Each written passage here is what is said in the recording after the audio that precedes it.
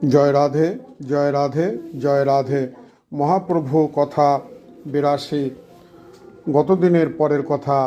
ভগবান অনন্ত, কারণ তিনি অসীম, অবিনশ্বর, অপরিমেয়, শাশ্বত সমগ্র বীর্যের যিনি অধিকারী এবং যিনি সর্বশ্রেষ্ঠ এবং সব কিছু নিয়ন্ত্রণ করেন, যার কেশ অত্যন্ত সুন্দর, যিনি ব্রহ্মা ও মহাদেবকে নিয়ন্ত্রণ করেন, কেশী নামক দৈত্যকে যিনি নিধনকারী।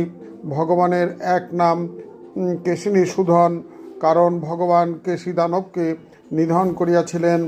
কৃষ্ণ, যিনি সকলের হৃদয়কে আকর্ষণ করেন। ভগবান হচ্ছেন সর্বাকর্ষক, পরমানন্দময়, যাহার গায়ের রং তমাল বৃক্ষের মতো, চোখ দুটি পদ্ম ফুলের পাপড়ির মতো বিশাল এবং দেখতে খুবই সুন্দর মনোরম, যিনি আদিপুরুষ, যিনি ভক্তের সমস্ত দুঃখ কষ্ট হরণ করেন, যিনি সমস্ত অনর্থ দূর করে এবং প্রেম দ্বারা ভক্তের হৃদয় চুরি করেন, তিনি ঋষিকেশ। ইন্দ্রিয়সমূহের প্রভু মুরারি প্রভুকে প্রণাম করে বাড়িতে আসিলেন। আসিয়া স্ত্রীকে বলিলেন, ভাত দাও। স্ত্রী ভাত এনে দিলেন। মুরারি ভাত ঘৃত দ্বারা মেখে মুখে বলিতেছেন, খাও খাও, আর অন্তরে প্রভুকে দর্শন করে খাওয়াচ্ছেন।